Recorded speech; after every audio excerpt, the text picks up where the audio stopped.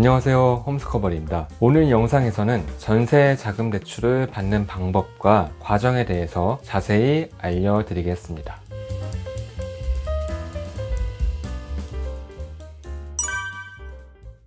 전세자금 대출은 우리가 받는 대출금, 그러니까 돈의 출처가 어디냐에 따라서 크게 두 가지로 나눌 수 있습니다. 기금재원 대출과 은행재원 대출로 나눌 수 있는데요. 먼저 기금재원 대출은 주택도시기금이 출처가 돼서 실행되는 대출 상품을 말합니다. 대표적으로 버팀목 전세자금대출이나 중소기업 청년대출 등이 기금재원대출 상품들인데요. 기금재원대출은 상대적으로 금리가 낮은 편입니다. 하지만 대출 조건이 굉장히 까다롭고 대출 한도도 낮은 편입니다. 반면 은행재원대출은 그냥 은행 돈으로 대출을 해주는 각 은행의 대출 상품들을 말합니다. 은행재원대출 상품들은 상대적으로 금리가 높은 편이긴 합니다. 그래서 금리를 생각하면 버팀목 전세자금대출과 같은 기금재원대출을 받는 게 좋겠지만 기금재원대출은 조건이 굉장히 까다로운 편입니다. 그래서 기금재원대출의 조건을 충족하지 못하는 경우에는 은행재원대출을 이용해서 자금을 융통할 수밖에 없습니다.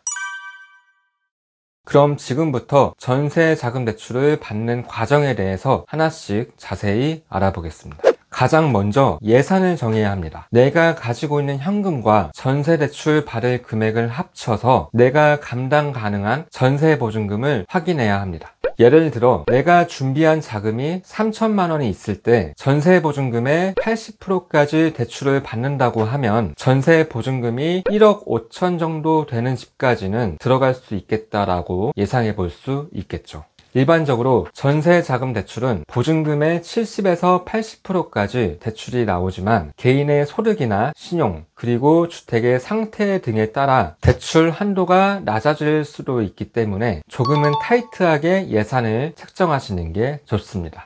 예산을 파악했다면 이제 부동산에 방문해서 예산에 알맞은 집들을 보시면 됩니다. 마음에 드는 집을 찾았다면 중개사에게 이렇게 얘기하시면 됩니다.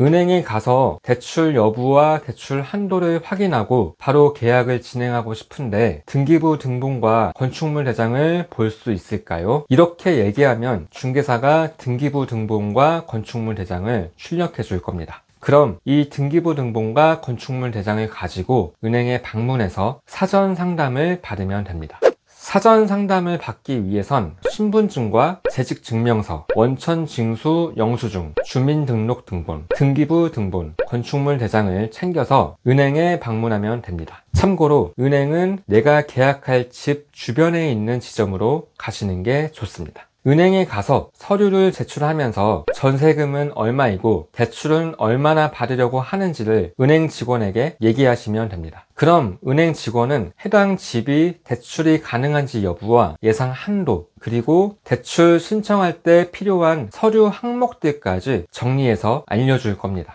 은행에서 대출 가능 여부와 대출 한도까지 확인을 했다면 이제 계약을 진행하시면 됩니다. 계약서를 작성할 때 반드시 추가해야 하는 특약사항이 하나 있습니다.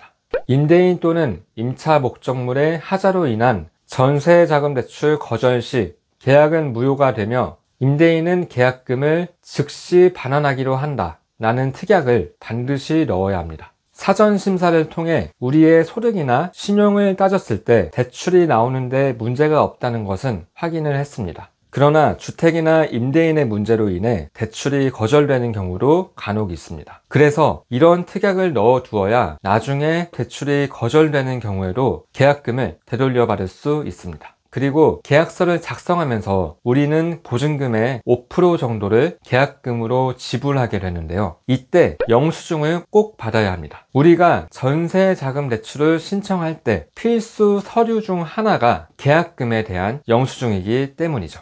다음은 확정일자를 받아야 합니다. 계약서와 신분증을 가지고 주민센터에 가서 확정일자를 받으러 왔다고 얘기하면 이렇게 계약서에 확정일자 도장을 찍어줄 겁니다. 확정일자는 임대차 계약을 해당 날짜에 정당하게 체결하였음을 법적으로 인정해주는 건데요. 만약 계약서에 확정일자 도장이 없다 없다면 은행에서 대출 신청을 받아주지 않으니까 잊지 말고 반드시 확정일자를 받아야 합니다.